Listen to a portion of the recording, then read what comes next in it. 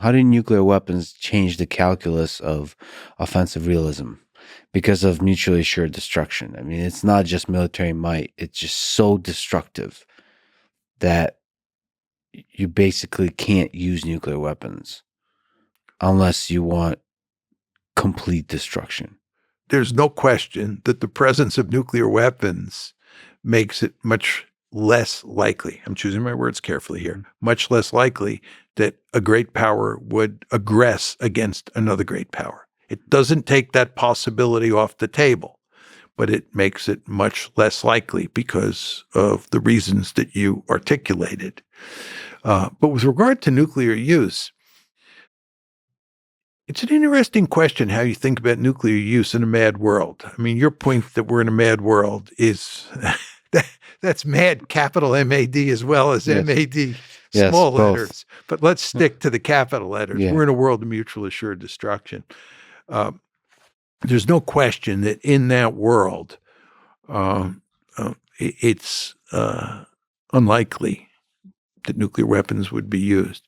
But the way you use nuclear weapons in that world is you use them for manipulation of risk purposes, demonstration effect. You put both sides out on the slippery slope. Now, what exactly am I saying here? Let me talk about NATO doctrine during the Cold War. We lived in a mad world. United States and Soviet Union, or the Warsaw Pact and NATO, both had an assured destruction capability. So you had mutual assured destruction. If the Warsaw Pact were to invade Western Europe, and here we're talking about West Germany, and NATO was losing the war, we said that we would use nuclear weapons. How would we use nuclear weapons given that we were in a mad world? The argument was that we would use a handful of nuclear weapons against the Warsaw Pact, not necessarily against their military forces. Could be in a remote area. We would use a small number of nuclear weapons to signal to the Soviets that we were deadly serious about putting an end to their offensive, and that we were throwing both sides out on the slippery slope to oblivion. In other words, we were manipulating risk. And the last clear chance to avoid Armageddon rested with them. And then we would tell them that if you retaliated with a handful of nuclear weapons and you didn't cease your offensive against West Germany, we would launch another nuclear attack. We would explode a handful more of nuclear weapons, all for the purposes of showing you our resolve, right? So this is the manipulation of risk strategy, and a lot of the language I just used in describing it to you is language that Thomas Schelling invented, right? Now, fast forward to the present. If Russia were losing in Ukraine, that's the one scenario where I think where Russia would have used nuclear weapons. And the question is, how would Russia have used nuclear weapons? Again, we're assuming that the Russians are losing to the Ukrainians. I believe they would have pursued a manipulation of risk strategy. They would have used 4 or 5, 3 or 4, who knows, nuclear weapons. Maybe just one in a rural area that kills very few people. Yes, exactly. And basically, that would spook everybody. The Americans just the mushroom cloud. Yeah, it's because of the threat of escalation, right? Again, your point is we're in a mad world. I accept that. And if you have limited nuclear use, right, we understand hardly anything about nuclear escalation because thank goodness we've never had a nuclear war. So once you throw both sides out on the slippery slope, even if you only use one nuclear weapon in your scenario, you don't know what the escalation dynamics look like. So everybody has a powerful incentive to put an end to the conflict right away. I might add to you that there were people who believed that we would not even initiate a manipulation of risk strategy in Europe if we were losing to the Warsaw Pact during the Cold War. Both Henry Kissinger And Robert McNamara said after leaving office that they would not have done it. They would have not initiated nuclear use, even limited nuclear use. That's what we're talking about here. They would rather be red than dead, right? That was the argument. Too risky. Too risky. That's exactly right. But if they had used one nuclear weapon in your story or 3 or 4 in my story, everybody would have said, oh my God, we've got to shut this one down immediately. I only tell you this story or lay out this scenario as an answer to your question of how you use nuclear weapons in a mad world. And this is the answer.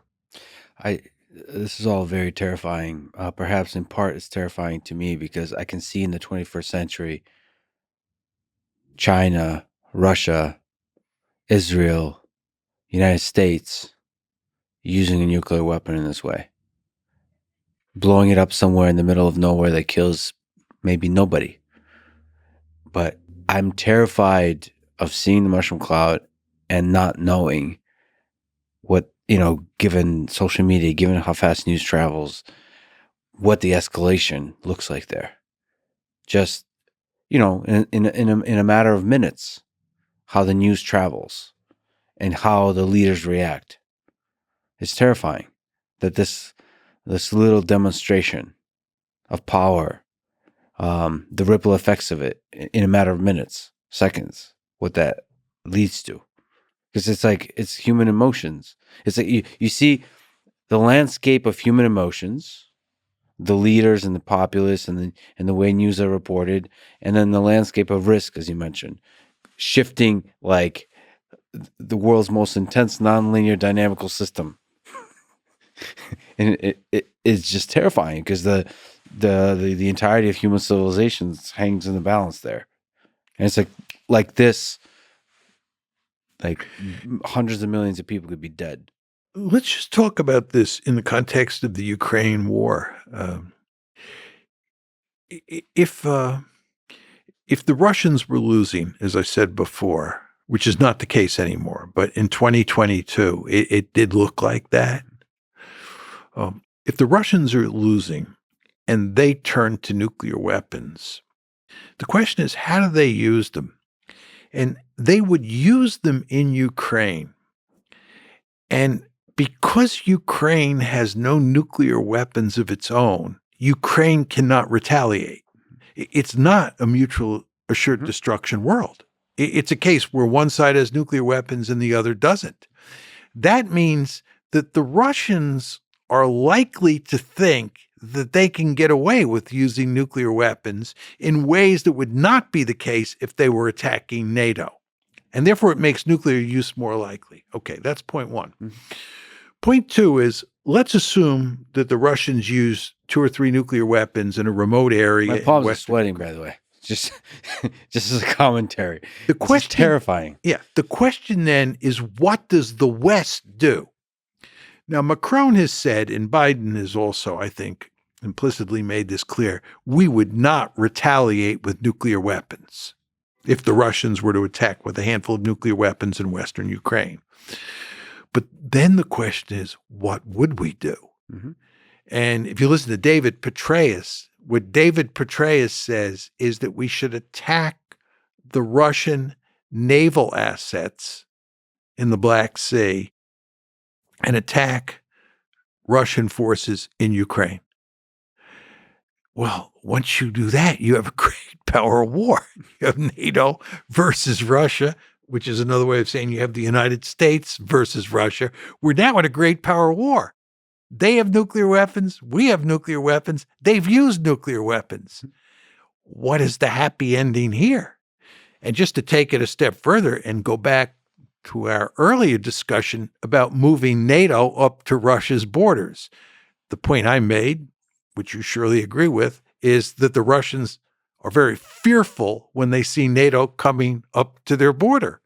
Well, here's a case where not only has NATO come up to their border, but they're in a war with NATO right on their border. What do the escalation dynamics look like there? You know what the answer is? Who knows?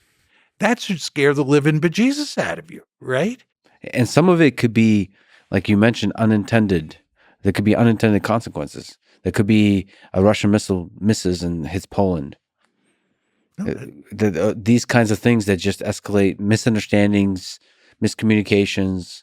Even nuclear weapon could be, boy, it could have been planned to go location X and it went to a location Y that ended up actually killing a very large number of people. I mean, just that the escalation that happens there just happens in a matter of minutes, and the only way to stop that is communication between leaders, and that to me is a big argument for ongoing communication. There's a story that during the Cuban Missile Crisis, Kennedy put out the word no aircraft under any circumstances are to penetrate Soviet airspace. Mm-hmm. Yeah. And he then found out a few days later that some guy hadn't gotten the message and had penetrated in an aircraft deep into Soviet airspace. Yeah. And this supports your basic point that, bad things happen. Yeah. And again, the overarching point here is we've never done this before, thankfully. Therefore, we don't have a lot of experience as to how it plays itself out. Mm-hmm. It's really a theoretical enterprise because there's no empirical basis for talking about escalation, in a nuclear crisis. And that, of course, is a wonderful thing. Well, and in general, the human species as a whole is a one-off, is a theoretical enterprise. The survival of the human species. We've seen empires rise and fall, but we haven't seen the human species rise and fall. So far, it's been rising, but it's not obvious that it doesn't end. In fact, I think about aliens a lot, and the fact that we don't see aliens makes me suspect that it's not so easy to survive in this complicated world of ours.